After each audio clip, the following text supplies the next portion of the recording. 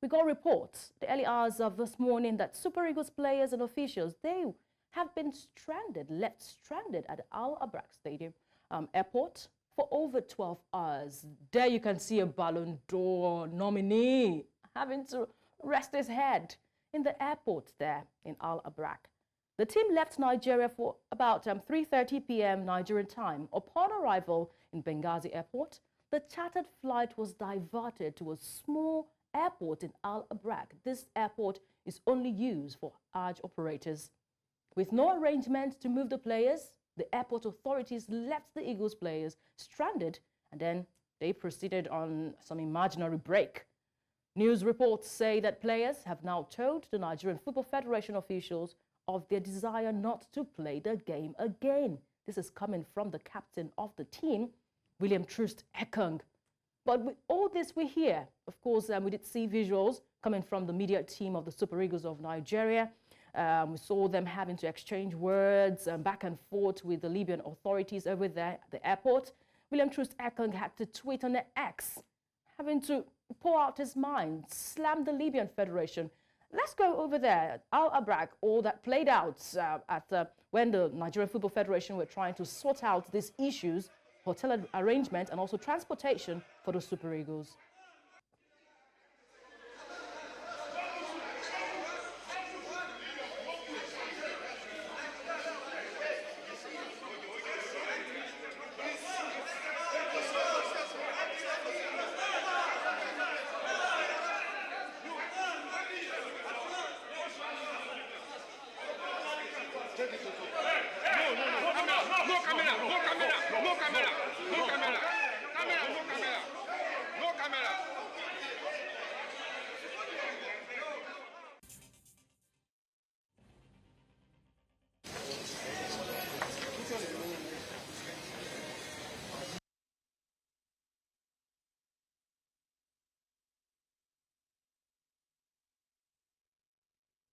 All right, we're still keeping tabs with the Nigerian Economic Summit, where we are waiting the Vice President Shatima's his reaction and also his thoughts concerning the program in Abuja. We'll bring you live updates from that, of course, in our subsequent bulletin. We'll also keep you updated while we have the show. Still talking about the Super Eagles of Nigeria. Yes, there you did see that play out in Abraq Airport, where the Super Eagles were left stranded. But what is the Libyan Federation saying in response to that recent diversion of the Nigerian football team's flight ahead of the African Cup of Nations second leg qualifying match against Libya? The Libyan Football Federation have reacted. They reacted on their official handle on X, of course, expressing some deep concerns for the statement being made on their official handle. They acknowledged the inconvenience caused by whatever has happened and led to the diversion, and also said the incident arise from a routine air traffic control protocols, security checks, and also logistical challenges that can affect international air travel. The Federation noted that delays and also rerouting, while this is unfortunate, they left some standard procedures at the airport worldwide. They are sure that the diversion of Nigeria's flight was not intentional, and stated that there are no grounds to accuse Libyan security teams or Libyan Football Federation of orchestrating the incident. They firmly rejected any claims of foul play or sabotage, emphasizing that such actions are inconsistent with their values. Additionally, they added that they highlighted that their own national team faced the same problem, the same challenges arriving in Nigeria for that African Cup of Nations, the first leg in Uyo. But reacting to that, I remember a time on the show, on Game On, one of our flagship sport bulletin, we had the communication person of the Nigerian Football Federation reacting to the claims by Libyan captain Faisal Al-Abadri. He claimed that they were treated badly in Nigeria ahead of that match, and he promised that they will retaliate when Nigeria comes visiting in Libya. But the Nigerian Football Federation rejected that claims to poor treatment to the Libyan team after the communication person, talking about Dr. Ademola Olajire, he had to debunk that claim from the Libyan captain. Let's listen to that in one of our shows, Game On. I know you did give out an official response, but we'd really like to hear from you. What exactly happened? Thank you very much, Tunde, you see, when you play in North African countries, you should be ready for all these kind of sub-stories. You know, they try to whip up emotion, especially when they play in the first leg away, so that when they go back home, whatever they do will be justified in the heads of their fans. I want to start by saying that on Monday night, the protocol officer of the NFF, Mr. Ayomomi, had a chat with the General Secretary of the Libyan Football Federation, and he was asking him, when is your team coming? The man just told him that, look, I will let you know. Knowing very well already that their team will be leaving on Tuesday. We got to know from somebody sent us an advance party on Monday night that the team will be leaving on Tuesday. So there was no talk, no specifics on where the team will be landing. So we assumed correctly that the team will be landing in Uyo. Because the Benin Republic team that came last month landed in Uyo. So it was an hour when the team had already been airborne an hour on Tuesday, due to land in 3 hours, that we were told that they were going to land in Port Harcourt. We had buses, we had logistics, everything planned, waiting for the team at the Victor Hatta International Airport in Uyo. You landing in Port Harcourt. What happened? They said that they could only get landing permits for Port Harcourt, but you should have told us. They didn't do that, and all they were asking for was, get us buses, get us security. We're ready to move. But we looked at, possibly the difficulties they will be facing if they had to travel by road from Port Harcourt to Uyo. So we moved mountains and, and valleys to ensure that the Nigerian federal authorities, granted them approval to fly with their aircraft from Port Harcourt to Uyo once they were done with immigration formalities at the Port Harcourt International Airport. That was secured, but apparently aware that would be additional cost to the Libya Football Federation. They opted out of it. They didn't want to incur. That coming from the head of communication and media of the Nigerian Football Federation. So if that explanation was made there by Dr. Ademola Olajire, then what's the force around Libya having to retaliate against the Super Eagles of Nigeria? Let's feel the reaction of the Nigerian Football Federation, because all these can keep happening and we're not getting any statement from the Nigerian Football Federation. From them, they say they've begun coordinating the Super Eagles repatriation from the Libya, from that airport. According to reports, unanimously the team came together and decided that they are ready to pull out of that second leg match against Libya, citing some considerable hardship and inconvenience endured during yesterday in Libya. That's the statement from the Nigerian Football Federation. But this has made social media go agog. A lot of people reacting. Even the Minister of Sport, Senator John Eno, he has reacted to that maltreatment of Nigeria's national team, the Super Eagles and the officials at the Abraq Airport in Libya. In a statement on Monday by Diana Nsan, his special assistant on media and publicity, the Nigerian government, he says the Nigerian government would not tolerate any form of disrespect or maltreatment towards the country's players and officials. The minister further called on the Libyan Authority to respect international sporting relations and the fundamental right of athletes and officials traveling for official purposes. This is not left here. The reaction is not left here. Super Eagles captain, who the Super Eagles are backing at this time, other players are backing, he came up on X saying that he has slammed the Libyan Football Federation for how they treated Nigeria. Victor Boniface also says, whatever our captain says, that's what we are going to stand by. Stanley Wabali also reacted on social media on X, pouring out their frustration on X after having to endure 14 hours of harsh treatment from the Libyan Football Federation. They say they've got no food, no water, no internet access ahead of that crucial encounter for the second leg for the African Cup of Nations qualifiers. And the game The second leg is supposed to be held tomorrow, Tuesday. The Super Eagles have not even settled in their hotel. They've not even had food to eat, not trained ahead of the second leg encounter. What did the Libyan Federation do? Of course, they came up after 14 hours, 16 hours over, I would say, with a particular boss, with Victor Boniface reacted to. We saw that. He says, you can see on his X handle says that they've been here for a long time. Victor Boniface did say, you can see the Sakabo, the Sakaba bus that was brought for the Super Eagles of Nigeria. Now you keep wondering, can this bus contain the players, the number of players? We've got 23-man squad over there, including officials. Come on, the Libyan Federation. You can see how Boniface reacted on X concerning that. All that. We have seen social media going abuzz concerning what happened to the Super Eagles of Nigeria. Victor Boniface has been in the front line of players giving us updates of what's happening over there.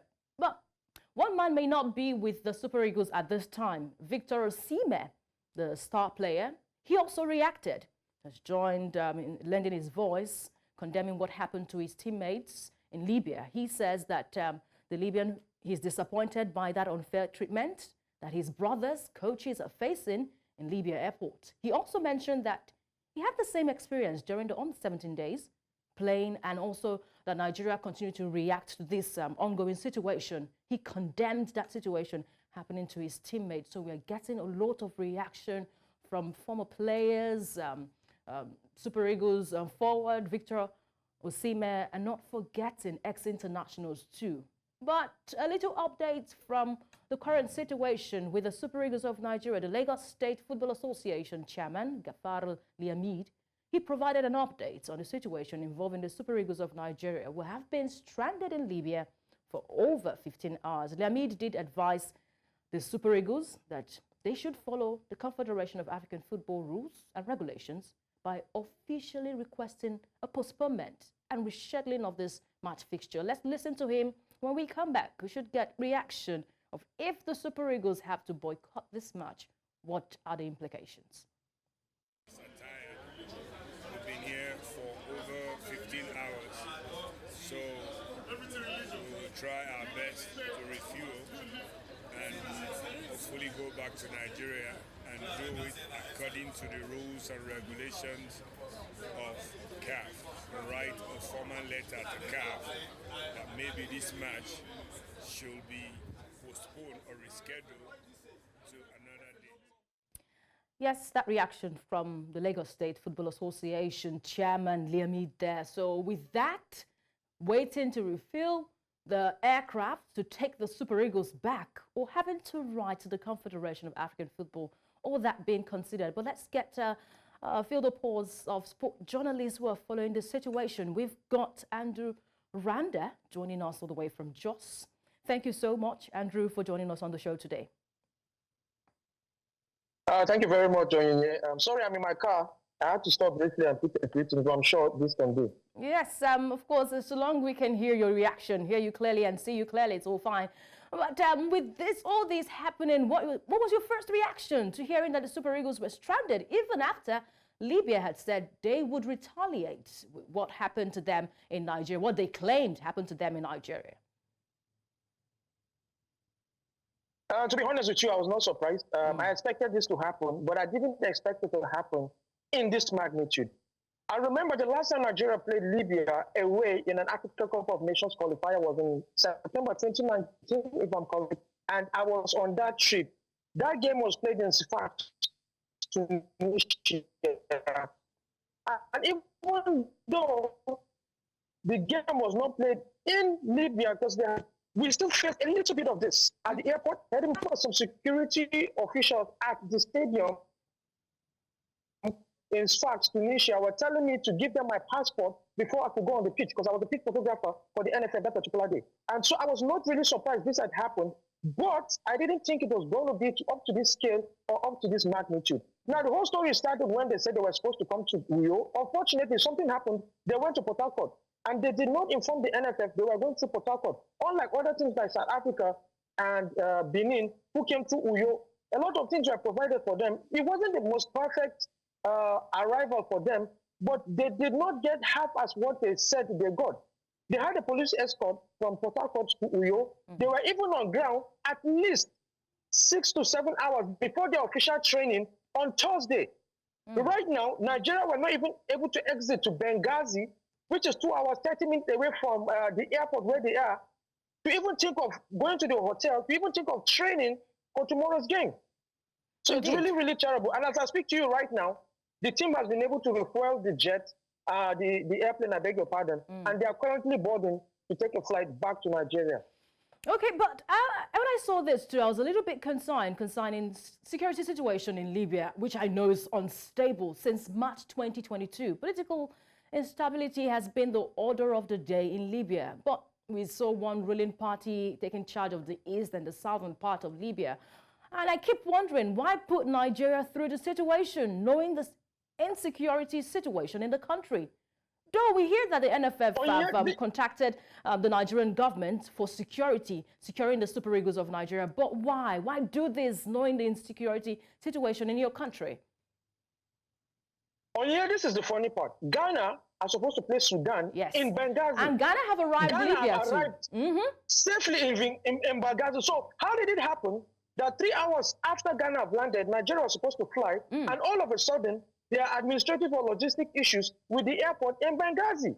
And the NFF and the Nigerian delegation already made plans for food and everything for the players in Benghazi. The Nigerian community and their chairman already made proper plans for the food we're going to eat, the drinks they're going to take, the hotel, the transportation, everything. So how will Ghana land in Benghazi, and then 3 hours later, you will say Nigeria cannot land in Benghazi? You did not even give them the option of Tripoli, maybe to stay an hour or two before they get clearance to Benghazi. You took them to Al Araba, which is about an hour plus away by flight, and then they have to take, remember, that part of the country, you have to take a 2 hour, 30 minutes road trip to Benghazi. Now, I'm not saying that the fighting has not stopped in Libya, but you cannot take a national team in that order and put them on the road, knowing fully well that Libya has bands of insurgents here and there and within that part of the country, and put them on a road trip to Benghazi. So I asked a question on Twitter. I said, how comes Ghana were able to arrive at Benghazi with no aviation issues, no logistic problems, and Nigeria 3 hours later are not being able to land in Benghazi or even Tripoli, which is considered the safest part of Libya? It doesn't make any logical sense. Now, Indeed. I also do understand that there's a bit of African here and there, but there is nobody that's told me from the Libyan side. I've been having a back and forth with a Libyan journalist this morning that has been able to convince me, based on the report that the Libyan FA put out. I don't know if you saw the tweet or the message they put out, their official statement. We did. It doesn't necessarily make any sense. And like I said, even if you want to retaliate, perceivably, things that happened to you in Nigeria, your team was given police escort. Port Harcourt to Uyo is not a hotbed of crisis or whatever. You go to the stadium, you go to Uyo, you were given Ibom Resort Hotel, you were taken to the stadium. I saw the bus they went to train in Uyo, was what South Africa used, it was what Lesotho used, it was what Benin used, and they took them back. So all of this is just mere excuses, and I'm waiting for CAF to actually use Libya as a case study to tell African teams, listen, you cannot behave like this in 2024. Africa has to do better. Africa has to move forward. Yes, we're still awaiting the Confederation of African Football reaction to these claims. But we know that Libya has a track record of doing these, these antiques to teams visiting the country. I remember sometime in 2022, Amba fell for this too. We had, they were left in the airport, they were stranded, they had to sleep in the airport. Also, Rivers United in 2021 were met at the same treatment from a Libyan team. They had to train in darkness. The floodlights in that stadium went off abruptly, and they had to train in darkness. They have this morning released a statement, as you said. A lot of people not, digesting that statement. But Trust Ekong, the captain of the sides, said that it's nice that we boycott this game. And Boniface coming up on X saying, I'm going to go with what my captain says. He's the ruler of the team. I'm going to go with what my captain says. But Randa, what do you think about the pros and cons of Super Eagles having to boycott this game? I stand with them.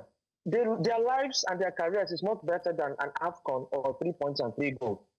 that's the worst case scenario. CAF will decide, okay, Nigeria, we're going to fine you, or we're going to take 3 points and 3 goals and award it to Libya. So if we boycott the game, who gets the score? Who is that win here?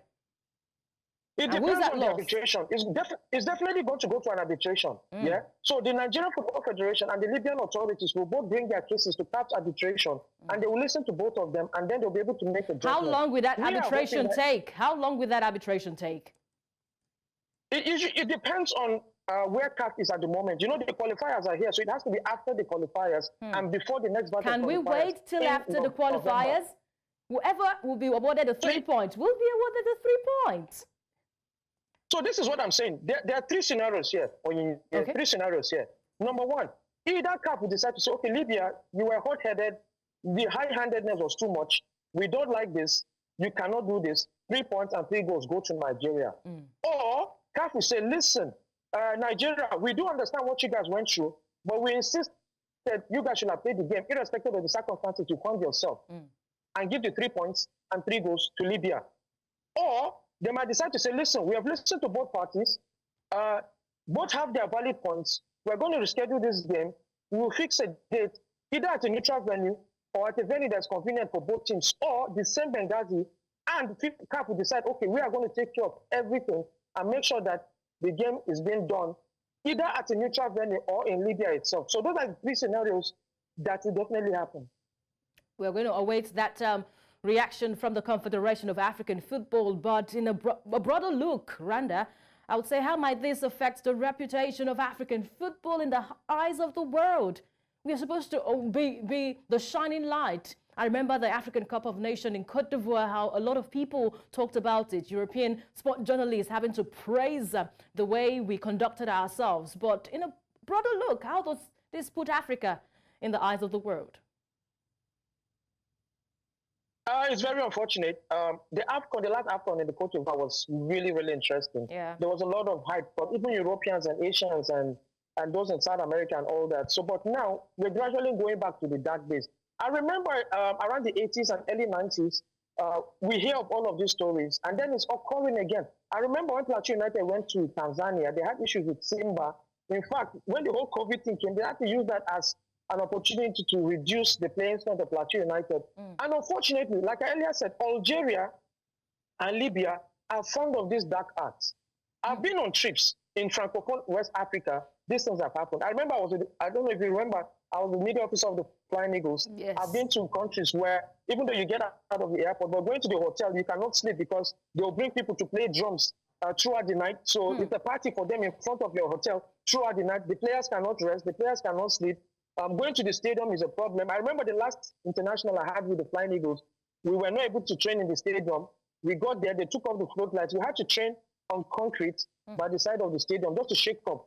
And so it's really sad. And I tell people, despite the fact that people don't trust the NFF, despite the fact that Nigeria have our own issues, I have never seen in all my 32 years of covering football and watching football in Nigeria that any team has been subjected to anything like this, whether at the Abuja airport, the Uyo airport, the Lagos airport, whatever happens at the airport, maybe your luggage or maybe you don't get clearance for your sporting equipment, you never stay or sleep in the airport. It has never happened in Nigeria. Can I butt in on this? I remember South Africa, they had to sleep at the airport there in Port Harcourt, remember, and that's what most South Africans are coming up with on X at the moment. Yeah, that Port Harcourt issue has been cleared even from their own side. They were supposed to leave at a certain point. They did not leave. By the time they got to the airport, don't forget, the airport in Port Harcourt closes. Yes. It's only Lagos and Abuja that run 24/7. So a lot of people miss that part. So by the time they left, they said they were supposed to land 2 hours before the airport closes. They came when the airport closed. Now, if you land by 12 a.m., nobody's going to take you anywhere in that time of the day to your destination. So obviously, what is the next thing to do? Will you start calling people to come back to the airport and pick you? So that was a one-off case. And that was a technical issue that had to do with them leaving South Africa quite late and arriving Nigeria when the airport had closed. In fact, I know that time the NFF had to get special concessions for landing permits for them to land. So that's a one-off. But even at that, they go to Uyo on time, they train before the game, and they play the 1-1 draw. And they went back home happy. So all of this is not, and this is like you held them hostage. No water to drink, no food to eat. The deputy governor, Shuaibu of Edo State, is on that flight. Alhaji Gafar, FA chairman, is on that flight. Yes. So it's an international team now. It's not just South Africa, so everybody understood it. And that's why the press there did not make much noise about it. But how can CAF nip this in the bud? You said that this is a familiar thing with North African teams, Libya, especially with what we've seen from the Nigeria Premier Football League teams that have been able to travel over there for their fixtures. How can CAF nip this in the bud? We do not have to hear this about African football anymore. How can CAF, handle this, manage the situation? When we hear things like this, CAF can then step in. How can they do that? First of all, they have to be proactive. They have to say, listen, football is fair play. That's what FIFA says. Football is fair play. Every team coming into every country, you need to get a diplomatic pass. That's one. Now, all of these issues related to stamping of passports, some of that has to be eradicated. So, number one thing, teams need to be able to send their itinerary to the host country. We are coming at a special time. This is where we're landing. They will make arrangements for them. They get their passport stamp and they leave. Libya, as far as I know, based on my discussions with other people, did not send their itinerary to the NFF. They only sent it 3 hours before landing. NFF thought they were going to land in Uyo, like Benin Republic did the last time. They just got to find out that they had gone over, that they were going to land in Port Harcourt. They had to start making, again, you don't just fly and land. There has to be landing permits. So they have to start making external arrangements for them to be able to land in Port Harcourt. And they need to also speak to immigration. Okay, our people are coming from Libya. The way you scrutinize people coming from other places, you don't do that. I think only one international airline, KLM or Air France, I think, goes to France. And the people at Port Harcourt Airport know when they are coming, so they make arrangements for that. But 90% of the flights that come into Port Harcourt are local flights. So that's another thing people need to consider. Again, so all of these things, CAF needs to say, listen, first of all, you need to send your plans to the host country so that if anything happens, we will blame the host country. We will know how to find them and we will know what to do to punish them in that regard. Number two, if any of these things happen, CAF also need to have their representative on ground to receive these things, not the host country. So you need to talk to your national federation, your immigration, your police, and whoever it is that is involved with immigration or coming into a country so that everything will be smooth sailing, the hotels and the transportation. One thing people fail to forget is, how are you going to put the Super Eagles on a boat across Libya, who we know have issues, up to Benghazi? Who will guarantee their safety? These are some of the questions that the next time the CAF Congress needs to sit down, they need to address it and need to put in punitive measures and punishments, punishment metrics for teams that go against some of these things that are going to set in place. So you need to send your itinerary in time. The host country needs to take care of your logistic transportation, and CAF need to have their logistics officer on ground for every game and not just leave it to the host country to take care of some of these things. If that is done, most of these things will be reduced. I'm not saying it will be eliminated, it will be reduced. Okay, we'll be hoping that the Confederation of African Football can be proactive enough to nip this in the bud. Thank you so much, Andrew Randa, for sharing your thoughts on the show today. We'll keep a tab on that Super Eagles situation and hoping that they remain safe. Thank you so much. They're boarding right now, so in the next 5-6 hours, they should be in Nigeria. Yeah, of course, we'll be awaiting that news of the arrival of the Super Eagles of Nigeria. An unfortunate situation over there. We're keeping tabs on this, so please stay tuned to News Central TV as we bring you updates at your landing.